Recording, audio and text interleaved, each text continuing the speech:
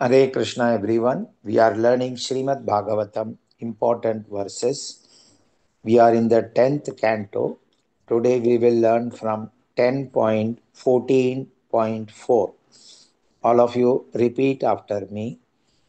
Om Namo Bhagavate Vasudevaya ॐ नमो भगवते भगवते वासुदेवाय वासुदेवाय Shreyaha श्रेयः Shrutim Prabhuji, we have to start with the tune, Prabhuji.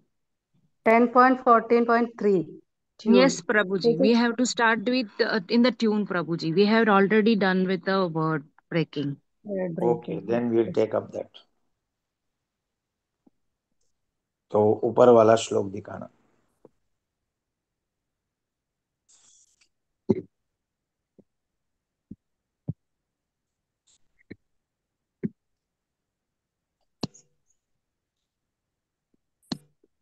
You will be able to move the screen, no? The one who is showing the screen.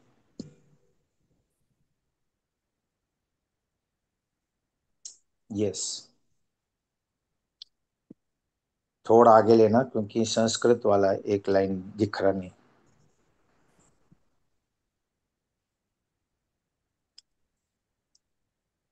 So friends, we will learn 10.14.3 in the tune.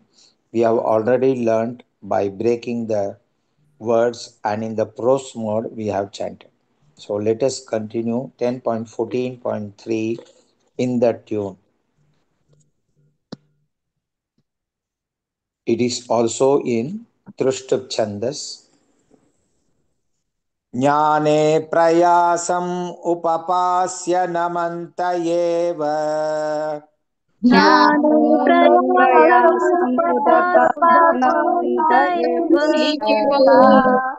ज्ञाने प्रयासम् उपपास्य नमन्त एव ज्ञाने ज्ञाने प्रयासमुपपाद्य एव जीवन्ति सन्मुखारितां भवदीयवार्ताम् जीवन्ति सन्मुखरितां भवदीयवार्ताम् भवदीयवार्ता जीवन्ति सन्मुखारितां भवदीयवार्ताम् जीवन्ति जीवन्ति सन्मुखरितां भवदीयवार्ताम् सन्मुखरितां It is Sanmukharitam. Okay. Jivanti Sanmukharitam Bhavadiyavartam. जीवन्ति भवदीयवार्ताम् Tane Stita Shruti Tanuvan Manobihi. स्थाने तनोभिः Tane Stita Shruti Tanuvan Manobihi. ताने श्रुतिगतां तनुवान् मनोभिः ये प्रायशोजित जितोऽप्यसीतैस्त्रिलोक्याम् ये प्राप्य शोचितजितोऽप्यसीतैस्त्रिलोक्यमायाम. लास्ट इज थोड़ा सा डिफिकल्ट है. Listen and repeat. ये प्रयासोजित जितोऽप्यसीतैस्त्रिलोक्याम् जितोऽप्यसीतैस्त्रिलोक्याम्. two lines together. ज्ञाने प्रयासम् उपपास्य नमन्त एव जीवन्ति सन्मुखरितां भवदीयवार्ताम्. ज्ञाने प्रकाशमुदकास्य प्रकाशमुदकास्यमन्यवेव नमन्येव जीवन्मुखरितां हरितां भवतीयं भवदीयमानतमवासाम् ज्ञाने प्रयासम् उपपास्य नमन्त एव जीवन्ति सन्मुखरितां भवदीयवार्ताम् ज्ञाने प्रयासमुदकास्यमन्त प्रयासमुदकास्यमन्त एव एव जीवन्ति जीवन्ति सन्मुखरितां हरितां भवदीयमानताम् स्थाने स्थिता श्रुतिगतां तनुवान्मनोभिः ये प्रायशो जितोऽप्यसि तैस्त्रिलोक्याम् ताने स्थिता श्रुतिगतां तनुवानमनोभिः प्रायशोचिजितोऽपि त्रैस्त्रीलोक्याम् One more time. स्थाने स्थिता श्रुतिगतां तनुवान्मनोभिः ये जितोऽप्यसि त्रैस्त्रिलोक्याम् ताने स्थिता श्रुतिगतां तनुवान्मनोभिः प्रायशोचिजितोऽप्यस्त्रैलोक्याम् पूरा श्लोक ज्ञाने प्रयासम् उपपास्य नमन्त एव जीवन्ति सन्मुखरितां भवदीयवार्ताम् स्थाने स्थिता श्रुतिगतां तनुवान्मनोभिः ये प्रायशो जितोऽप्यसि तैस्त्रिलोक्याम् ज्ञाने प्रयासमुदमन्त एव जीवन्ति सन्मुखरितां भवदीयमानताम् शुद्धिगतां मनोभिः प्रायशो जितोऽप्यसि त्रैलोक्याम् ज्ञाने प्रयासम् उपपास्य नमन्त एव जीवन्ति सन्मुखरितां भवदीयवार्ताम् स्थाने स्थिता श्रुतिगतां तनुवान्मनोभिः ये प्रायशो जितोऽप्यसि तैस्त्रिलोक्याम् ज्ञाने प्रयासमुदपास्यनमन्त एव जीवन्ति सन्मुखरितां भवदीयवार्ताम् स्थाने स्थिता श्रुतिगतां ये प्रायशो जितोऽप्यसि त्रैस्त्रीलोक्याम् Now we will take up the next verse. 10.14.4 Shreyaha Shrutim Bhaktim Udasya Te Vibho Klishyanti Ye Kevala Bodha ये केवलबोधा Labdaye Tesham तेषाम् Asau Kleshalaha Yeva Tishyate Na Anyat Yatha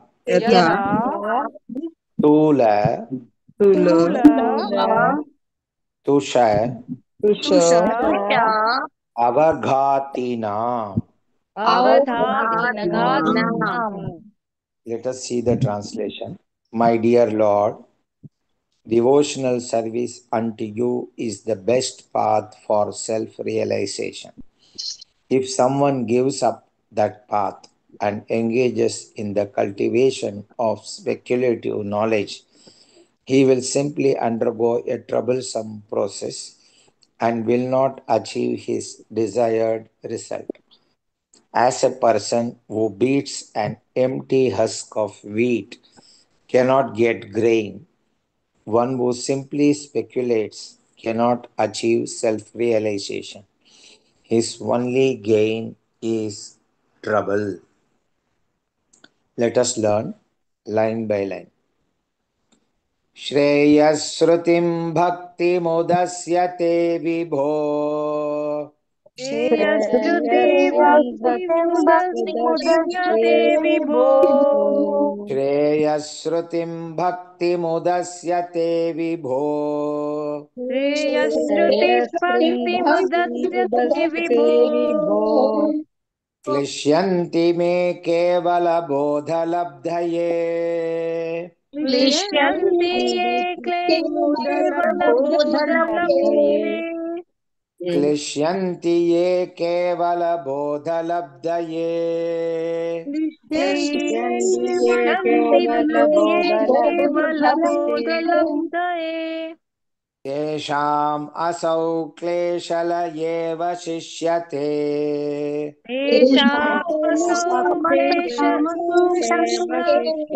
एव शिष्यते तेषाम् असौ क्लेशल एव शिष्यते तेषामशल एव शिष्यते नान्यद्यथा स्थूलतुषावघातिनाम्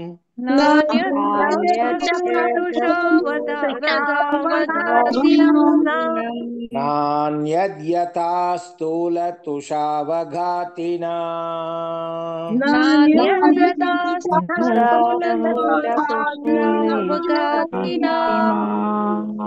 two lines together. श्रेयश्रुतिं भक्तिमुदस्यते ते विभो क्लिश्यन्ति ते ये केवलबोधलब्धये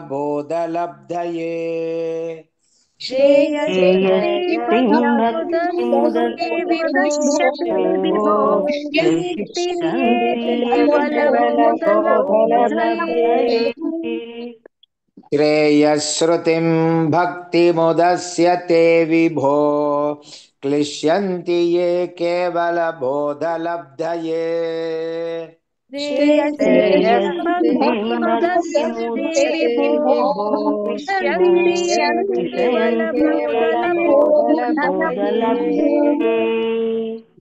तेषाम् असौ क्लेशल एव शिष्यते नान्यद्यथा स्थूलतुषावघातिनाम् तेषाम् असौ क्लेशल एव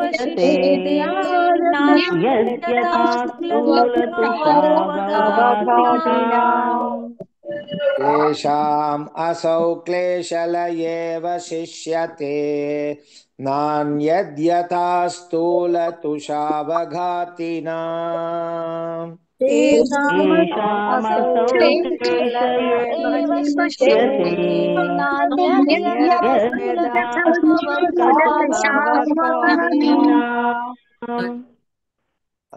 Listen and then repeat. श्रेयश्रुतिं भक्तिमुदस्यते विभो क्लिश्यन्ति ये केवलबोधलब्धये तेषाम् असौ क्लेशल एव शिष्यते नान्यद्यथा स्थूलतुषावघातिनाम्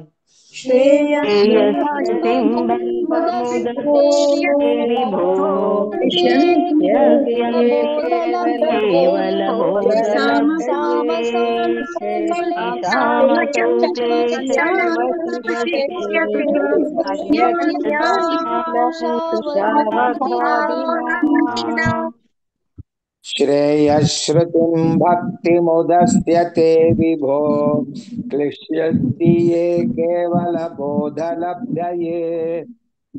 तेषाम् असौ क्लेशल एव शिष्यते नान्यद्यथा स्थूलतुषावघातिनाम् श्रेयस्कृतिं भक्तिमुदस्यते विभो मुदस्ते विभो केवलबोधलब्धये तेषामसौ क्लेशलयेव शिष्यते यद्यथा पुरतुषावगातिनाम्। Very nice. आज सीखा हुआ श्लोक उसका पारायण होगा एक बार। 10.14.3 chapter 14 Brahma's prayer to Lord Krishna. ज्ञाने प्रयासम् उदपास्य नमन्त एव जीवन्ति सन्मुखरितां भवदीयवार्तां स्थाने स्थिता श्रुतिगतां तनुवान् मनोभिः ये प्रायशो जितोऽप्यसि तैस्त्रिलोक्याम्।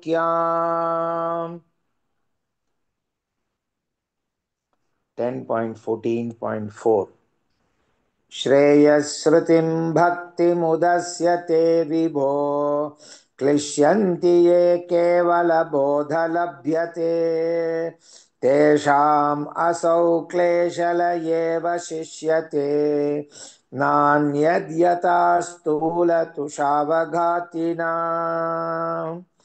All of repeat after me. Hare Krishna, Hare Krishna, Hare Krishna Krishna, Hare Hare Krishna Krishna Krishna, Hare Hare, Krishna Krishna Krishna Krishna हरे Hare हरे Hare हरे Hare Rama, Hare Rama, Hare हरे Rama राम हरे Ram Rama Rama, Hare Hare.